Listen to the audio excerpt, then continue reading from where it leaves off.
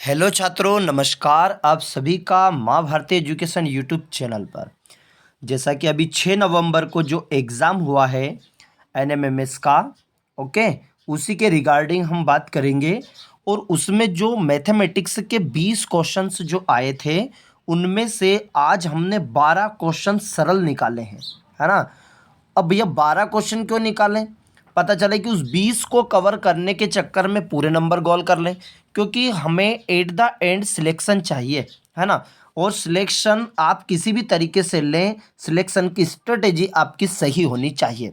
Otherwise आप ज़्यादा पढ़ के भी फेल हो सकते हैं। क्या करना है तो आपको सही स्ट्रेटेजी के लिए आपको पता है कि सेट जो है वो 90 मार्क्स का है, जिसमें 35 विज्ञान सामाजिक का, 20 का गणित है। अब भैया गणित को ऐसा कि नहीं करना ही नहीं है, क्योंकि गणित के करने से ही आपका मेट बनता है मेंटल एबिलिटी टेस्ट, जो कि पिछला वीडियो हमने बना दिया गया है, यूट्यूब चैनल पर ही रखा हुआ है, आप उसको देख लीजिएगा। ओके, हाँ भाई। अब 20 गणित, अब ऐसा नहीं कि गणित को बिल्कुल छोड़ दे भैया, टफ है, तो छोड़ना नहीं है भैया। इसमें आपके 20 प्रश्न में से 12 प्रश्न बहुत सरल हैं। ज़्यादा सरल तो नहीं, हम यूँ कह सकते हैं कि कुछ प्रैक्टिस करके हम उनको नंबर अचीव कर सकते हैं, थोड़ा बहुत पढ़कर भी। ओके, अब बाकी के जो 8 क्वेश्चन मान लीजिए आप छोड़ दिए गए हैं, 8 क्वेश्चन में यदि हम तुक्का भी लगा देते तो भैया 1 से 2 क्वेश्चन तो वापस से ही निकल जाएगा। तो आपके 14 क्वेश्चन गणित के निकल तो रहे हैं सही। ओके, 10 से 12 इधर लिया है, 2 नंबर तुक्के में लिया है, 14 नंबर हो गए आपके आराम से इजीली। अब उधर से यदि हम 20-20 भी 35 में से 20-20 भी लाते तो 40 उधर से हो गया, 40 और 16 इधर हो गया, तो भैया 56 नंबर तो आपको इधर ही प्राप्त हो रहा है। करेक्ट है, चलिएगा। अब बात करते हैं हम उन क्वेश्चनों की कि एक्चुअली में वो क्वेश्चन कौन से हैं, है ना। तो इनको जो मैंने कराए हैं, इनको कॉपी में नोट डाउन भी करें, क्योंकि जब तक हम किसी चीज़ को नोट डाउन नहीं करते हैं, समझ में कम आता है। आने के बाद भी हम वीडियो देखते से हम सोचते हैं कि वीडियो देखने से ही याद हो जाएगा, तो ऐसा नहीं होता है। उनको प्रैक्टिस कीजिए, उनसे संबंधित क्वेश्चन निकालिए। जो नहीं आता है, हमें व्हाट्सअप नंबर पर भी आप बता सकते हैं कि सर हमें ये क्वेश्चन नहीं आ रहा है, आप सोल्यूशन दीजिए, हम बिल्कुल उनका सोल्यूशन देंगे। तो चलिए करते हैं हम शुरू आज की सीरीज को। क्वेश्चन पहला लिया है हमने, देखिएगा कि 0.07 बराबर होगा भैया, है ना। तो इसमें डायरेक्टली निशान वैसे लगा रखा है, पर हम फिर भी इसका सॉल्यूशन करेंगे। देखिए 0.07 है, ओके, बराबर होगा, दशमलव हटाते हैं तो बट्टे में 1, और जितने अंक है 1 और 1 2, 2 जीरो लग जाती है। ओके, अब दशमलव हट चुका है, अर्थात इसका जो आंसर आया वो 7/100 आया। अब क्या कि सर ये तो है ही नहीं किसी भी प्रश्न में, देखो। लेकिन ये जो पूरी वैल्यू परसेंटेज में लिखी हुई है ना, किस में लिखा है? और परसेंटेज का मतलब होता है ना दिखे, ध्यान समझना, ना दिखे तो गुणे में 100, ना दिखे तो गुणे में 100, और दिख रहा है तो बटे में 100, दिख रहा है तो बटे में 100, ये लिखना है, ना दिखे तो गुणे में 100। अब आपको दिख नहीं रहा है प्रतिशत, है ना, इसमें तो दिख रहा है पर इसमें प्रतिशत नहीं दिख रहा है ना। तो इसको प्रतिशत में बदलने के लिए हम क्या करेंगे, 7/100 में प्रतिशत करना है तो गुणे में प्रतिशत कर देंगे और प्रतिशत का निशान लगा लेंगे, तो 100 से 100 कैंसिल, अर्थात आपका जो राइट आंसर आ जाएगा वो 7% हो जाएगा। इसको सीक्वेंस से हल करना है। ओके, तो आपका जो राइट आंसर है वो आ जाएगा 7%। तो समझ में आया? ऐसा नहीं कि हम डायरेक्ट लिख रहे हैं, मुझे हल भी करके दिखाना भी है, आपको हल करके पूरा पहुंचाना है। ओके, चलेगा, मैं ऐसा काम दे रहा हूँ, फिर देखना आप रिजल्ट की मुझसे बोल सकते हैं, यदि बस आप जैसा मैं बोल रहा हूँ इसी तरीके से आप काम कर लीजिएगा, है ना भैया। नेक्स्ट है क्वेश्चन, देखिएगा कि 100 लोगों की भोजन सामग्री में 24 दिन तक चलती है बिल्कुल। यदि 20 व्यक्ति उस स्थान से चले जाते हैं तो बची हुई भोजन सामग्री कितने दिन चलेगी? तो क्या करना है, देखिए 100 व्यक्ति थे, भोजन सामग्री कितने दिन चलती उनकी? 24 दिन। तो आपको पूरा गुणा नहीं करना, नहीं तो आप लिख दो 2400, लिख भी दोगे तो कोई अन्याय तो होगा ही नहीं, पर कैलकुलेशन थोड़ा बढ़ जाएगा। मतलब जो भी कुछ यूनिट आई है, इकाई आई है आपकी, वो 2400 आई है। अब 20 व्यक्ति उसमें से चले गए, है ना। पहले 100 लोगों के लिए 24 दिन की व्यवस्था थी, अब 20 व्यक्ति उसमें से चले जाते हैं तो बची हुई भोजन सामग्री कितने दिन चलेगी? तो 20 चले गए 100 में से, तो बचे कितने? 80। अब भैया इस 2400 को 80 खाएंगे। ओके, तो ये अपनी पूरी क्वांटिटी निकल जाती है, 0 से 0 कैंसिल, 8 तिया 24, तो कितने दिन चली भैया? 30 दिन। कितने दिन? 30 दिन। क्लियर हो गया? चलेगा, अगला क्वेश्चन। अब देखिए सरलीकरण, ये वर्गमूल का टॉपिक है, ये वर्ग एवं वर्गमूल का टॉपिक है भैया, इसके भी वीडियो बने हुए, टेंशन लेने की जरूरत नहीं। 81 है तो 81 का मतलब 9 है ना। देखिए 81 को यदि वर्गमूल से बाहर निकालेंगे तो 9 आ जाएगा। ओके, 0 पॉइंट इधर हम बात करते हैं कि हम 81 को लिख दिया हमने 9, और इस 0.081 को कैसा, देखिए ये रूट के अंदर लिखा हमने 0.81। ओके, दशमलव हटा दिया तो 1 लगा लिया और डबल जीरो लगा दिया। अब ये हो चुका रूट के अंदर 81/100, है ना। मैं ऐसा समझा रहा हूँ, फिर डायरेक्ट लिखना आपको। 81 का मतलब बटे में यदि बाहर निकाला तो 9 हो गया 9, और बटे में आपका 100 के लिए 10 लिख दिया। अब किसी भी संख्या के बटे में यदि 10 है और उसमें हम भाग लगाएंगे तो आपका आंसर आ जाएगा 0.9। करेक्ट है। अब कौन सा बचा, ये वाला। अब बार बार आपको इस तरीके से नहीं करना है ना, थोड़ा सा इसको मैं रफ कर देता हूँ। ओके, ताकि आपको चीज़ें समझ में आ जाए। ठीक, अब देखो, अब बार बार आपको करना क्या है वो देखो। ये वाला जो पोर्शन है डबल जीरो, देखिए अब 81 के लिए हमने 9 लिख लिया था, दो यहाँ ये सम मतलब जितने भी अंक है वो सम होने चाहिए। इकाई 1 2 3 4 ऐसा सम, मतलब ऐसा नहीं कि आप 81 को देखो ये तो विषम है, पर यहाँ गिनती करने पर सम आने चाहिए 1 2 3 4। तो वो दशमलव हो सकता है कि वो आपका जो मान है वो वर्गमूल से बाहर जाएगा। अब इस डबल जीरो के लिए तो 1 जीरो लिख लिया भैया हमने, है ना। बिल्कुल। ओके, 0.9 इसको हटा देते हैं इधर वाली वैल्यू को। 0. ये 9 आ गया आपका।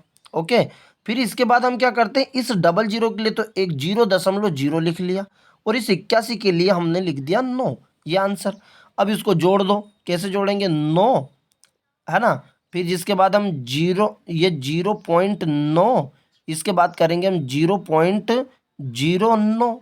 अब जब, क्योंकि दशमलव की सिद्ध में दशमलव होना चाहिए, तो ये 9 आ गया, ये 9 आ गया, और 0.9 आ गया, तो 9.99 आ गया। पूरा हल करके आपको पहुंचाना भी है। ओके, चलेगा। नेक्स्ट क्वेश्चन देखिएगा, हमने उन्हीं क्वेश्चनों को लिया है जो 6 नवंबर में जो एग्जाम हुआ है उसमें से जो इजी क्वेश्चन, और ऐसे ही आपको वहाँ करना है, पहले सरल क्वेश्चन निकालना है। 4/3, देखिए किसी की पावर यदि ऐसा लिखा जैसे a की पावर -2, यदि हम इसको प्लस में करना चाहते हैं तो इसको ये ऐसा आ जाएगा a की पावर a², मतलब ये प्लस में आ गया। करेक्ट बात समझ में आ गई। और कब माइनस को प्लस में करना हो यदि ऊपर हो, बिल्कुल। तो इसी तरीके से हम इसमें देखते हैं, 4/3 को हम प्लस में करेंगे तो ये आ गया आपका 3/4 आ गया, और ये ऊपर की पावर प्लस हो गई। ओके, अब 1/4 को यदि माइनस वाला है इसको प्लस करेंगे तो आ जाएगा 4/1 आ गया, और ऊपर की पावर है -2। चलो इसको थोड़ी देर से देखते, पहले इसको हल कर लेते हैं। ये जो बटे में जो आया है इसका जो एलसीएम लिया हमने 4 आ गया, है ना। तो 1 तिया 3 हो गया, और 4 चुक 16 हो गया, और पावर कितनी है, -2। क्या ये बात क्लियर। 16 में से 3 गए, है ना भैया, 16 में से 3 गए तो ये बच गया 13। कितना बच गया, -13/4। ओके, ऊपर कितना बचा, -2। फिर अब इसको सही करेंगे, देखिए इसी को अपोजिट किया था अपन ने कि a/b हो और उसकी पावर -1 हो, तो हम क्या लिख सकते हैं उसको, b/a, और ये हो जाएगा प्लस। क्या हो जाएगा, ये प्लस हो जाएगा। ओके, तो ये समझ में आया आपको। अब भैया इसी तरीके से इसमें जब 13/4 को हम व्यवस्थित करेंगे तो क्या आ जाएगा, 4/-13 की पावर कितनी हो चुकी, प्लस कर दिया, क्योंकि घात कितनी हो चुकी, प्लस में हो चुकी। तो 4 का वर्ग आ गया 16, और 13 का वर्ग हो गया 169। तो इसका राइट आंसर क्या हो गया, 116/169। कि सर ये माइनस वाला प्लस कैसे हो गया, तो किसी भी पावर यदि कोई सी संख्या हो और उसकी पावर यदि सम हो तो उसका आंसर प्लस हो जाता है। क्यों, क्योंकि माइनस गुणा minus is equal two plus हो जाएगा। ओके, चलिएगा आगे बात करते हैं। देखिए ये भी इजी क्वेश्चन था, ये आपसे मानक रूप पूछ रहा है। तो जब भी साइंटिफिक रूप इस तरीके से हम मानक रूप लिखते हैं तो आपको किस तरीके से लिखना रहता है, जैसे आप सूर्य की गति बताते, सूर्य से पृथ्वी के बीच की दूरी बताते हैं, जब ज़्यादा बड़ी दूरी हो जाती है या डिस्टेंस या लंबाई या कुछ भी हो जो ज़्यादा हो जाता है तो उसको इस तरीके से हम लिखते हैं। तो लिखते कैसे हैं, बहुत ही सरल, कुछ मत करो, सबसे पहले 345 को लिखो। 345 गुणा 1 2 3 4 5, कितनी जीरो है 5, तो 10⁵5, क्योंकि आपको पता है जैसे 10⁵3 है तो कितनी जीरो आ जाएगा, 3 जीरो आ जाएगा, अर्थात 1000 हो जाएगा। 10⁵2 है, इसका मतलब 100 आ जाएगा, अर्थात कितनी जीरो आ गई, 2 जीरो आ गए। तो ऐसे ये 5 है, 10⁵5 लिख सकते हैं कि सर बिल्कुल लिख सकते हैं। चलिए अगली स्टेप क्या करनी, जैसे जैसे इधर दशमलव की संख्या बढ़ेगी इधर पावर बढ़ती जाएगी। मैंने 34.5 लगा दिया, एक दशमलव बढ़ाया, इधर बढ़ाया, तो यहाँ 10⁵ कितना आ जाएगा 6। वेरी इजी, क्या कि सर एक नंबर। अब क्या कि ये भी आंसर नहीं है, एक अंक और बढ़ा दीजिए, 3 दशमलव कितना आ गया आपका 4 5, दो एक अंक बढ़ा दिया, वो 10⁵ पहले 6 था, अब कितना हो गया 10⁵7। बस ये आंसर है, देखो आपका सी इसका राइट आंसर। तो कभी भी ऐसा क्वेश्चन आए तो आपको करना है, मैं एक क्वेश्चन आपको दे रहा हूं, ये लिखिए आप, है ना, 328000000, इस क्वेश्चन का आंसर आपको लिख के कमेंट करना है। चलिएगा अगला क्वेश्चन है। ओके, देखिए 800 किलोग्राम मिश्रण में 55% रेत, 33% सीमेंट एवं शेष चूना मिश्रित है। मिश्रण में चूने की मात्रा क्या है? देखिए आपको पता है टोटल वैल्यू जो होती है 100% होती है। कितनी होती है भैया? 100%। आपको पता 55 तो यहाँ हो गया 55, 33 यहाँ हो गया, अब हो कितने गए 5 3 8, 5 3 8, 88% तो खत्म ही हो गया सीमेंट और रेत में। अब बचा चूना, अब 100% में से 88 ये हो गया, तो आप जान चुके हैं कि 12% चूना होगा, क्योंकि शेष उतना ही बचा। अब आपको पता है कि कितना दिया है 800 किलोग्राम का, हम क्या करेंगे यहाँ कर देते हैं, चलो 800 किलोग्राम का 12%, प्रतिशत मतलब बटे में 100, डबल जीरो से डबल जीरो, 12×8 = 96 किलोग्राम, इसका राइट आंसर हो गया। चलिए नेक्स्ट क्वेश्चन देखिएगा, ये तो सिंपल ही गुणा कर दिया। देखिए 2005 2005, 1995 1995, तो इसका इधर गुणा कर लेंगे इधर। एक और तरीका आपको बता देता हूँ, देखिएगा इधर आप सीधा डिजिट सम से भी थोड़ा सा कॉन्सेप्ट लगाएंगे तो हो जाएगा, लेकिन यहाँ डिजिट सम इसलिए नहीं लग पाएगा कि यहाँ पर भी 4 है यहाँ पर भी 4, तो आप इसका गुणा कर लेंगे भैया। ये तो सिंपल कैलकुलेशन दे दिया कि 2005 का हम फटाफट क्या कर देंगे, गुणा कर देंगे। क्या कर देंगे? गुणा कर देंगे। अब 5 का गुणा करेंगे तो 5×5 = 25 हो गया, और देखिए 5×5 = 25, ये जीरो यहाँ तक हो गया, 5 दूनी 10, ये हो गया आपका। फिर अपन इस तरीके से गुणा करने के बाद आपका राइट आंसर, फिर इसका गुणा करना है, इसका गुणा करना है, और इसके बाद इसको घटाना है। ओके, एक और आप कर सकते हैं इसको, किस तरीके का फार्मूला लगाकर, वो कैसा सर वो भी बता दीजिए। तो ये a ये हो जाएगा आपका a², करेक्ट, और यह जाएगा b 1995, अर्थात 1995 का स्क्वायर, करेक्ट। अब a² - b² का फार्मूला है, a² - b² का फार्मूला है a + b a - b, एक बार प्लस में एक बार माइनस में, तो एक बार तो लिख देंगे 2005 + 1995 और गुणा 2005 - 1995, तो एक बार प्लस में कर दिया, एक बार माइनस, इतना तो आप ले सकते हैं, स्क्रीनशॉट ले लीजिएगा, फिर मैं इसके आगे का हल करा देता हूँ। अब एक बार तो आपने जोड़ दिया, क्या किया 2005 एक तरफ जोड़ दिया, और किसको 1995 को जोड़ दिया, 5 5 10 की 0, हासिल 1, 9 और 1 10 की 0, हासिल 1, 9 और 1 10 की 0, हासिल 1, 2 और 1 3 4, कितना आ गया 4000। क्या कि बिल्कुल सर, एक बार आप घटा देंगे 2005 में से, यदि हम 1995 को घटाएं तो आपको पता चल गया 5 तो ऊपर 5 इधर 10 है, 10 का गुना हो जाएगा, क्योंकि a + b - b, तो देखिए 4000 में 10 का गुना करेंगे तो एक जीरो और प्रेस हो जाएगा, तो ये कितना हो जाएगा 40,000। ये भी सरल पड़ गया क्या सर, ये तो एक नंबर गुना नहीं करना पड़ेगा, पर इसमें सूत्र याद होना चाहिए। मान लीजिए आप सूत्र भूल भी गए तो सीधा गुणा करके कर दीजिएगा।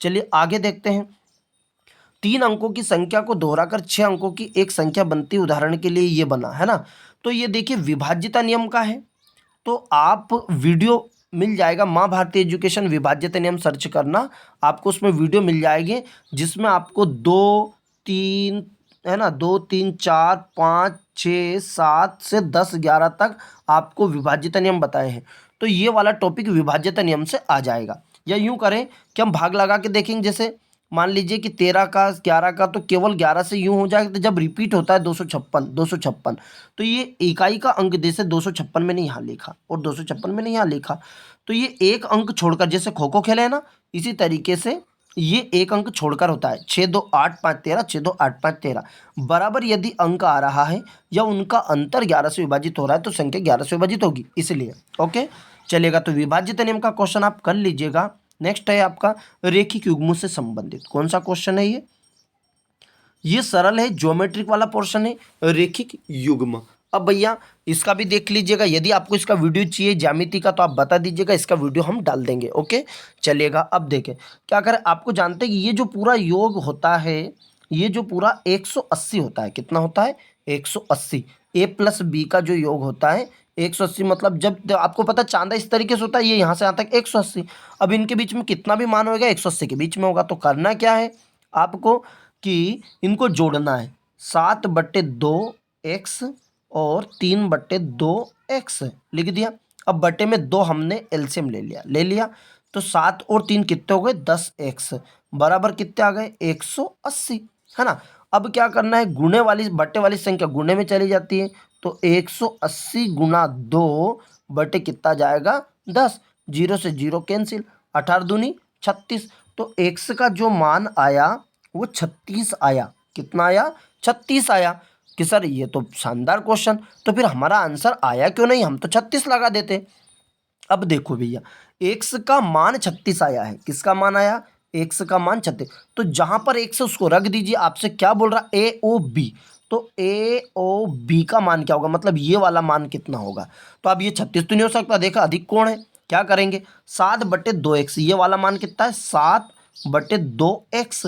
अब x की जगह उठा के हम किसको उठा के पटक देंगे 36 को, तो 7/2 x का मान आया आपका 36, कितना आया 36, 2 से काट दिया आपने तो कितना आ गया 18। अब क्या हो गया 18 गुना 7, 18 सत्ते 126, इसका राइट आंसर हो जाएगा। ओके समझ में आया हो तो कमेंट करें भाई, और यदि समझ में भयंकर आ रहा है तो अपने इस वीडियो को अपने ग्रुप में कक्षा 8वीं में, कक्षा 9वीं में, एनटीएसी वाले विद्यार्थियों को, एनएमएमएस वाले विद्यार्थियों को, जो भी एंट्रेंस की प्रिपरेशन कर रहा है उन तक वीडियो पहुंचाए, क्योंकि गणित तो गणित ही होता है, भले ही उसको 6वीं में पढ़ लीजिए, 7वीं में पढ़ लीजिए, 9वीं में पढ़ लीजिए, 11वीं में पढ़ लीजिए, सेम ही होगा, है ना। 2 दूनी 4 ही कहेंगे भैया, सभी कहेंगे, चाहे वो 9वीं वाला हो चाहे 7वीं वाला हो, टेंशन लेने की क्या जरूरत है। देखिए यदि किसी घन की भुजा को 3 गुना कर दिया जाए तो उसका आयतन, जब भी ऐसे प्रश्न आए तो आपको ज़्यादा रटने की जरूरत नहीं है, एक सूत्र होता है घन का आयतन। घन का क्या होता है आयतन, इसका सूत्र होता है a क्यूब, क्या होता है a की घात 3। तो यदि भुजा 3 गुना, आपको कुछ नहीं करना है, इसका क्यूब करना है, क्या करना है क्यूब। अब जैसे 3 गुना है तो 3 का क्यूब कर दो, कुछ मत करो, 3 का क्यूब कितना हो गया 27, ये इसका राइट आंसर। मान लीजिए मैं संख्या चेंज करके आपको बोल देता कि सर 2 गुना कर दिया, 3 की जगह क्या आ जाता आपका 2 गुना, क्या आ जाता 2 गुना, तो क्या करते ए क्यूब, तो 2 है ना, इसका 2 का क्यूब कर दो तो आंसर कितना जाएगा 8 हो जाएगा, कितना हो जाएगा 8। मान लीजिए कि वो आपको दूसरा क्वेश्चन देके बोल दे कि सर 4 गुना होता तो यहाँ पर, तो 4 का क्यूब कर दो भैया, वो 4 का क्यूब मतलब 4 गुना 4 गुना 4, 4 चुक 16 16 चुक 64, तो आंसर कितना जाता 64। ऐसे संभावित प्रश्न और भी बन सकते हैं। ओके चलिएगा। नेक्स्ट है क्वेश्चन, देखिए क्वेश्चन, किसी बहुफलक में 7 फलक है और 10 शीर्ष है। अब ये आप संभावित के आधार पर, मान लीजिए आप आयलर सूत्र से करते, पर मान लीजिए कि आपको सूत्र नहीं आता है, तो मैं आपको बता दूं जो घन है, घन आपको पता है ये इस तरीके से होता है ना। आपको पता सतह जो होती है, फलक बोलते हैं सतह को, सतह 6 होती है, सतह कितनी होती है 6, और कोर होता है 12 और शीर्ष होता है 8। शीर्ष कितना होता है 8, किस में घन और घनाभ में, घन और घनाभ में। ये पूछ सकते हैं कि घन और घनाभ में सतह कितनी, सतह कोई फलक बोलते हैं, फलक मतलब जिसके ऊपर वो टिक सके, जिसके ऊपर वो टिक सके उसे सतह। कोर किसे बोलते हैं किनारा, किसे बोलते हैं किनारा। और शीर्ष किसे कहते हैं, जो जहां दोनों कोर आकर मिलती हो उसे शीर्ष। जैसे आपने मकान देखा, आपका मकान ऐसा है, तो ये जो कोने हैं ना, ये कोने ये तो कहलाएंगे शीर्ष। तो 4 नीचे कोने, 4 ऊपर छत वाले, तो 8 हो गए ना, ऐसे याद रखें 8 शीर्ष हो गए। कोर कौन सी होती है, जो किनारा किनारा है ना, ऐसे 12 है, तो 4 तो दीवार के हो गए 4 देखिए 4 तो इधर वाली दीवार, 4 इधर वाली दीवार, तो 4 दूनी कितने हो गए 8 हो गए 8। अब 4 ऊपर की कोर बची तो उसमें से 2 तो ऊपर गिना चुका है, 8 हो गया, और 2 इधर का नीचे हो गया। तो क्योंकि 6 फलक है ना, ऐसे करके आप 12 कोर गिन सकते हैं, या माचिस में भी आप गिन सकते हैं किनारे को, है ना, किताब में भी आप गिन सकते हैं। चलिएगा, नेक्स्ट है कि अब बात करते हैं सतह कौन सी है। तो सतह मतलब जिसके ऊपर वो टिक सकता है। ओके, अब इसमें कि सर ये क्वेश्चन कैसा आया, सतह फलक दी 7, अब आपको बता 6 फलक थी जब उसमें 12 कोर हो चुकी थी, कितनी कोर हो चुकी थी, और 8 शीर्ष हो चुके थे। अब पूछ रहा कितनी कोर, कोर की बात है ना, तो अब 12 से कम तो होएगा ही नहीं, क्योंकि भैया 7 फलक है। देखिए अनुमानित कैसे करेंगे आप, 7 फलक है तो आपको समझ में आ गया कि 12 से कम तो होगा नहीं, 12 से कम तो होगा नहीं, क्योंकि जब 6 फलक होती है तो 12 हो जाते हैं, ना तो 10 आंसर हो सकता, ना 8 हो सकता, ना 7, अब बचा कौन सा 15। कि न्याय समझ में, ऐसे कर सकते, भले आप सूत्र भूल गए।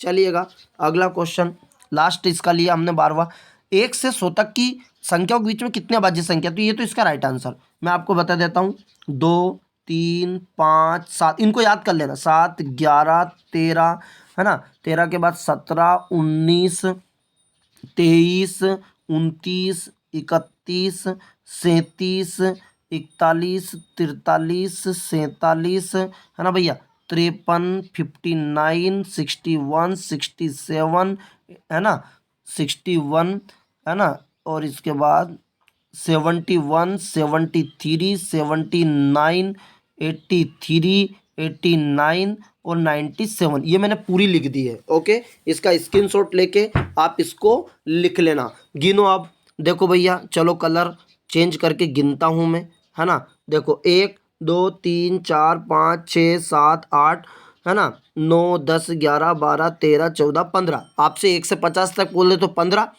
16 17 18 19 20 21 22 23 24 25, तो टोटल कितनी संख्या हो चुकी 50। अब यहाँ आपको इसलिए रटने का बोला है, अभी आपसे 1 से 100 का बोला है, अब वो बोल भी सकता है कि 1 से 50 तक के बीच की कितनी हो गई, 50 से 100 के बीच की कितनी हो चुकी है ना। तो टोटल याद होना चाहिए भैया, अभाज्य संख्या बहुत इंपॉर्टेंट टॉपिक है। 50 से 100 का पूछ सकता है आपसे, 1 से 50 का पूछ सकता है, 50, है ना, 1 से 100, तो या निम्नलिखित में से कौन सी अभाज्य संख्या है, तो अभाज्य संख्या को आप अच्छे से कीजिएगा। तो यहाँ हमारे जो 12 क्वेश्चन थे वो फिनिश हुए, जो कि हमने बहुत सरल क्वेश्चन लिए थे। अब बताइएगा 20 में से 12 तो हो ही गया आपका, 8 बचा, 8 में तुक्का लगा दीजिएगा। ऐसे क्वेश्चन 10 से 12 50% ईजी होता है, जिसमें सब बोल रहे थे सर क्या पेपर का लेवल हार्ड है क्या, हार्ड नहीं है। पहले आपको ये देखना है कि पास हमें कितने में होना है, हमें तो पास से मतलब है ना भैया, पास होना है, हमारा एक ही उद्देश्य होना चाहिए, पास। क्या होना चाहिए, पास होना है भैया हमें, है ना। अब वो कितने पे करना है, कितना सिलेक्शन, क्योंकि सही स्ट्रेटेजी आपकी सही होनी चाहिए।